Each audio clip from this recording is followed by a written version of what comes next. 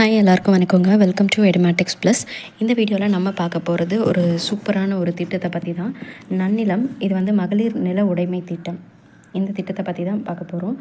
First விஷயம், இந்த திட்டம் வந்து எதுக்காக அப்படின்னு பார்த்தீங்கன்னா, பெண்கள் நிலம் வாங்கினாங்க அப்படின்னா அவங்களுக்கு மானியத் தொகை வந்து கிடைக்கும். அதே போல் அவங்க அந்த நிலத்தை வந்து ரெஜிஸ்டர் பண்ணுறப்ப ரெஜிஸ்டர் ஆஃபீஸ் ஃபீஸோ இல்லை வந்து அந்த பத்திரத்துக்கான காசோ வந்து அவங்களுக்கு கிடையாது.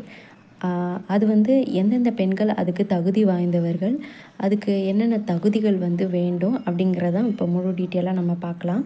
நன்னிலம் மகளிர் நில உடைமை திட்டம். இதில் மானியம் வந்து பார்த்திங்கன்னா திட்ட செலவில் அதிகபட்சமாக 50% அப்படி இல்லைன்னா ரூபாய் 5 லட்சம் மானியமாக வந்து வழங்கப்படும். இப்போ வந்து ஒரு 5 லட்சத்துக்கு அவங்க நிலம் வாங்குகிறாங்க அப்படின்னா அதில் வந்து பாதி வந்து அவங்களுக்கு மானியமாக கிடைக்கும், 50%.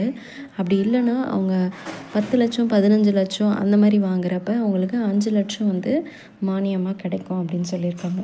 இதுக்கான தகுதிகள் வந்து என்னன்னு பார்த்தோன்னா, விண்ணப்பதாரர் வந்து 18 வயசுலேருந்து 55 வயசுக்குள்ளார இருக்கணும். அவங்களுடைய குடும்ப ஆண்டு வருமானம் ஆனுவல் இன்கம் வந்து 3 லட்சத்துக்கும் குறைவாக வந்து இருக்கணும்.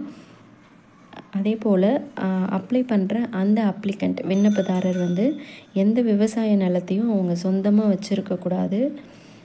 அதே போல் அப்ளை பண்ணுற அப்ளிகண்ட்டோடைய தொழில் என்னவாக இருக்கணும் அப்படின்னா விவசாயமாக தான் இருக்கணும். அவங்க வேறு எந்த ஜாபுக்கும் வந்து போகக்கூடாது, அதாவது டீச்சராகவோ அந்த மாதிரிலாம் வந்து ஒர்க் பண்ணக்கூடாது. அவங்க வந்து விவசாயம் செய்கிறவங்களாம் இருக்கணும்னு சொல்லியிருக்காங்க. ஸோ இதில் முக்கியமான நிபந்தனைகள் ஒரு 7 நிபந்தனைகள் இருக்குது. அது என்னென்னு வரிசையாக பார்த்துடலாம். ஃபஸ்ட்டு வந்து நிலம் விற்பனை செய்கிறவங்க ஆதி திராவிடரோ இல்லை பழங்குடியினரோ இல்லாமல் இருக்கணும். மற்ற இனத்தை சார்ந்தவங்களாக இருக்கலாம். விற்கிறவங்க, அந்த நிலத்தை விற்கிறவங்க ஆதி திராவிடரோ இல்லை பழங்குடியினராக இருக்கக்கூடாது, மற்ற இனத்தை சார்ந்தவராக இருக்கணும். ரெண்டாவது விஷயம், அதிகபட்சமாக 2.5 ஏக்கர் நஞ்சை நிலம் அல்லது 5 ஏக்கர் புஞ்சை நிலம் வாங்கலாம். நிலம் எவ்வளோ வாங்கலான்னு பார்த்தோன்னா, நஞ்சையாக இருந்தால் 2.5 ஏக்கர் வாங்கலாம். இதுவே வந்து புஞ்சையாக இருந்தால் 5 ஏக்கர் வாங்கலாம். இதுதான் வந்து மேக்ஸிமம் லிமிட்.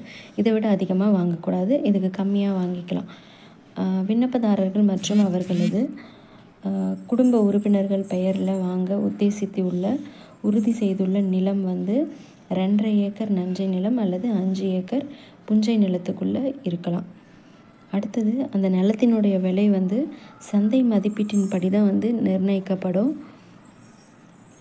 அடுத்தது சூப்பரான விஷயம், இது என்னென்னா, நிலத்தை ரெஜிஸ்டர் பண்ணுறப்ப அந்த முத்திரை தாள், ஸ்டாம்ப்பு அண்டு பதிவு கட்டணம், ரெஜிஸ்ட்ரேஷன் ஃபீஸு, இது வந்து முழுமையான விலக்கு அளிக்கப்படுது.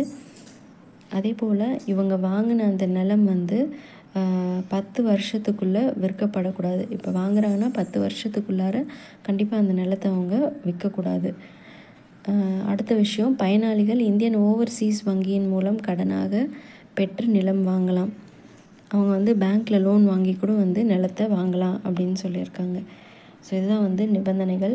இந்த திட்டத்தை பற்றி நீங்கள் என்ன நினைக்கிறீங்க அப்படிங்கிறத கமெண்ட் பண்ணுங்கள். தேங்க்யூ.